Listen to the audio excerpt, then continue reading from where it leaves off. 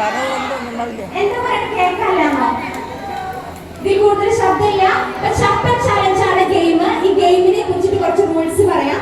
ഞാൻ ചോദിക്കുന്ന ക്വസ്റ്റ്യന് നിങ്ങൾ അങ്ങോട്ടും ഇങ്ങോട്ടും തിരിയരുത്, സംസാരിക്കരുത്.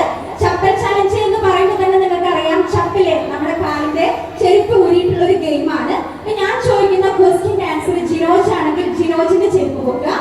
ക്വസ്റ്റ്യൻ ചോദിക്കുന്ന ആൻസർ നന്ദാകൃഷ്ണയാണെങ്കിൽ നന്ദാകൃഷ്ണയുടെ ചെരുപ്പ് പോകാം. അപ്പൊ നമുക്ക് വരെ കാലും അണിയിച്ചിരിക്കുന്ന ചെരുപ്പ് ഊരിക്കാം. രണ്ടുപേരെ കാലിന്റെ ചെരുപ്പ് ഒന്ന് കോർപ്പിട്ടിട്ട് നല്ല ഭംഗിയുള്ള ചെരുപ്പായിരിക്കും കല്യാണത്തിന്. അപ്പൊ നമുക്ക് ഊരിക്കാം. കാരണം ഈ ഒരു ദിവസം വളരെ മനോഹരമായ ദിവസമാണ്. അവർക്ക് ഓർക്കാൻ പറ്റിയ നല്ലൊരു മൊമെന്റ്സ് ആണ്. അപ്പൊ നമുക്ക് അവരുടെ ചെരുപ്പ് ഊരാം. എന്തോ സംശയം?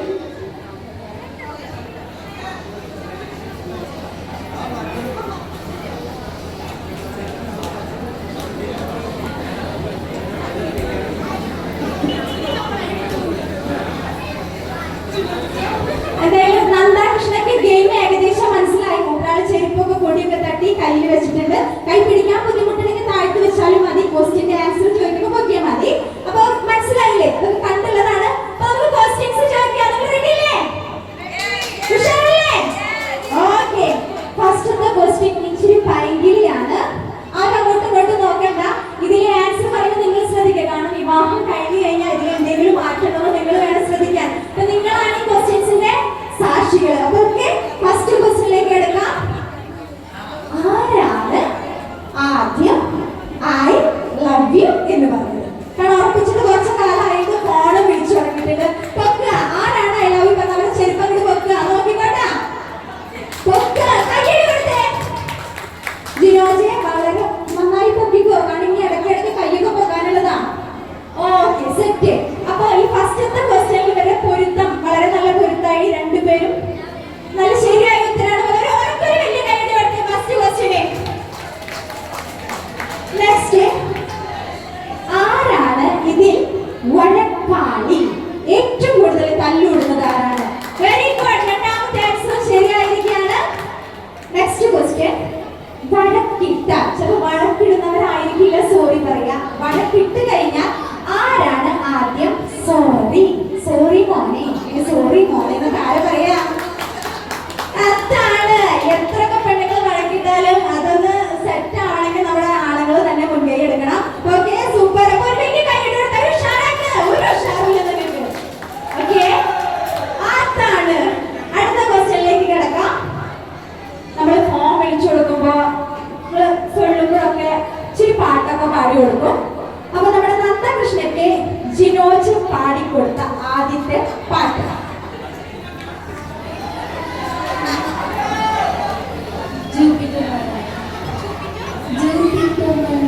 ജൂപ്പിറ്റർ മേനോ അറിയില്ല. ആ മഴ നനയാം അറിയില്ല. അപ്പൊ നമുക്ക് ജിനോജിനെ കൊണ്ട് ചോദിക്കാം. രണ്ടുപേരും അവരോട് പാടിപ്പിക്കാം. പാടിപ്പിക്കട്ടെ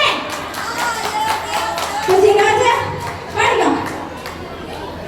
ഇത് നല്ലൊരു അവസരമാണ്. എല്ലാം ഇത്ര നേരം നമ്മൾ ഫോൺ വിളിക്കുമ്പോ നമ്മുടെ നന്ദ മാത്രം പാട്ട് കേട്ടു. നമുക്ക് എല്ലാം കേൾക്കണ്ടേ? ജിനോജിന്റെ ആ മാധുര്യമേറിയ ശബ്ദം കേൾക്കണ്ടേ? ഓക്കെ, ഇത് ജൂപ്പിറ്റർ എന്തോ ആണ്.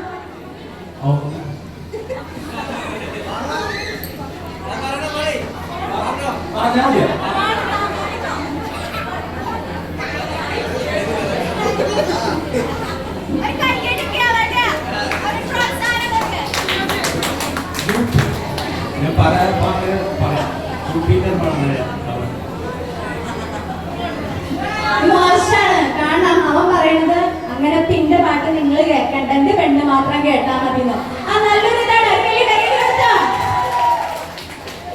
അടുത്തത്, ഇതിലാരാണ് ഏറ്റവും കൂടുതൽ സർപ്രൈസ് കൊടുക്കുന്നത്? ഒരു വലിയ കാര്യം കൊടുത്തേ.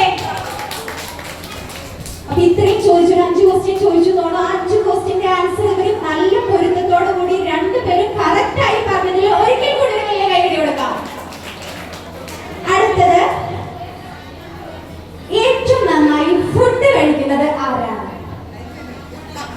അങ്ങനെ 2 ചപ്പലും പൊക്കാൻ പറ്റില്ല. ഏതെങ്കിലും ഒരു ചപ്പൽ മാത്രമേ ഇത് പൊക്കാൻ പറ്റൂ. ഏറ്റവും നന്നായി ഫുഡ് കഴിക്കുന്നത് പൊതുവെ ആണുങ്ങളാണ്. ഓക്കെ, വലിയ കൈയ്യടി കൊടുക്കാം. ഇനി ഫുഡ് ഇഷ്ടപ്പെട്ടത് നമ്മുടെ ജിനോജിനാണെങ്കിൽ ജിനോജിന് ഇഷ്ടപ്പെട്ട ഫുഡ് ഏതാന്ന് നമുക്ക് ചോദിക്കാം. ചോദിക്കട്ടെ? ജിനോജിന് ഇഷ്ടപ്പെട്ട ഫുഡ് ബിരിയാണി. ബിരിയാണി. ചിക്കൻ ബിരിയാണി.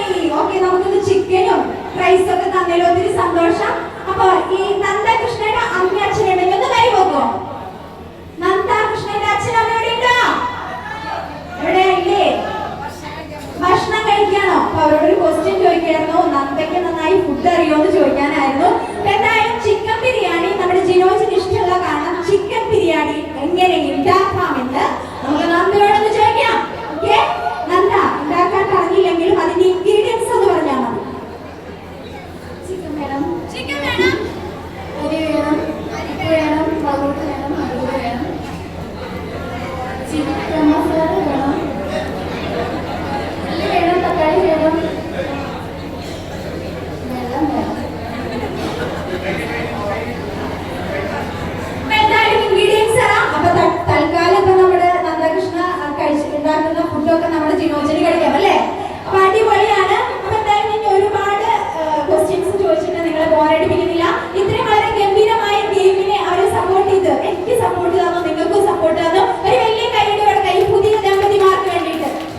ഇനി ജസ്റ്റ് ഒന്ന് എഴുന്നേക്കാം.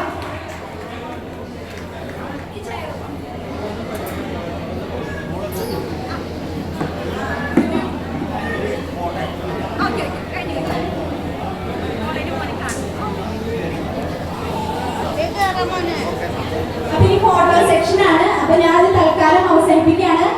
അപ്പൊ നമ്മുടെ ജിനോജിന്റെ സുഹൃത്തുക്കളായ ഞങ്ങൾ എല്ലാവരുടെ പേരിലെ വിവാഹ ആശംസകൾ നേരുന്നു. എല്ലാവിധ ആശംസകളും ചെറിയൊരു ഭംഗിയായിട്ട് മാത്രം എടുത്താൽ മതി. നമുക്ക് മാരേജ് കഴിഞ്ഞ് ഓർക്കാനായിട്ട് ചെറിയ ചെറിയ നല്ല ഓർമ്മകൾ. Okay, thank